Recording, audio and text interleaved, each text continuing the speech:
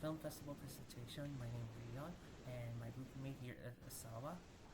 And as for our name for our film festival, is Symmetry Visual Film Festival. As for the name of Symmetry for our presentation, it doesn't have to be perfect as you might seem. Based on beauty standards, yeah, you could say not everything has to be perfect.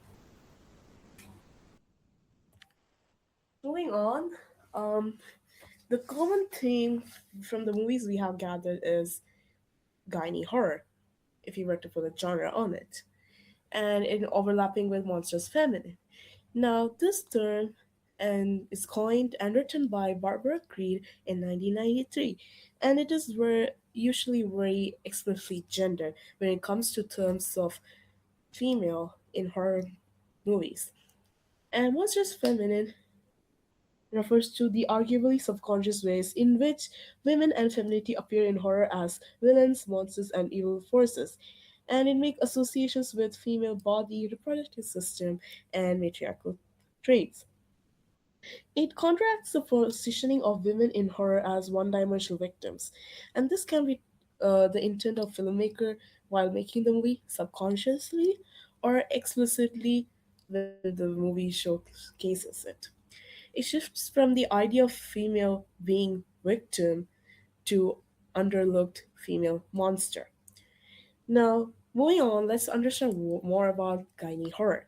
It's a term derived from Greek word gyne, meaning woman, and most popularly it is associated with gynecology since it deals with reproductive system and women. But this term is used broadly to connect visual representation of wider issues of socio-cultural and philosophical analysis. So we can understand that the female monsters, wait, to be correctly, monstrous feminine is created from or appeared due to the societal pressures from the society. Now, the movies are selected based on beauty standards and the expectations from society. And the movies we selected are Perfect Blue, Beauty Warrior, Ugly Stepsister. And these are, they all have body horror and psychological thriller and such. And these films allow us to consider the impact of the need to be perfect on self, mental health, and body, and in a variety of culture and film genres. Perfect Blue, 1997, directed by renowned Satoshi Kon, is a psychological thriller that follows the story of an idol who attempt at reinventing her image of an actor by taking up mature roles, which eventually lead to a breakdown between the reality and fantasy as it gets distorted in the face of fame and obsession. Beauty Warrior, released in 2024, directed by Cho Kyung Hon, is a body horror film about a woman who uses a beauty water that helps to change her appearance by molding and removing extra flesh, only to become paranoid and self-destructive because of her distorted self-identity. The Ugly Sister, released in 2025, directed by Emily Blackfield, is a dark body horror movie told from the perspective of the Cinderella stepsister that focuses on the transformation of the stepsister in her quest for beauty and social acceptance. Okay, now we're talking next. Next, now we're gonna talk about the film festival events, which is one of these three categories. One of them is photo booth, Q&A panel discussions with the director or artist, and the last one is exclusive merch aisles. For the first point in photo booth,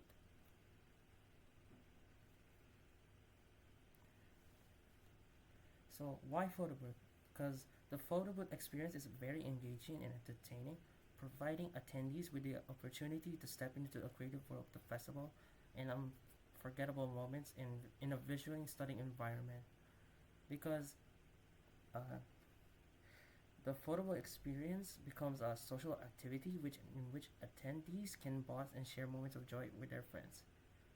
Uh, Under the next one is Q&A or panel discussions, and it's one of the most intellectually stimulating and inspiring features of the festival. In the Q is the Q&A or panel discussion sessions which provides attendees a rare opportunity to interact directly with the directors and artists.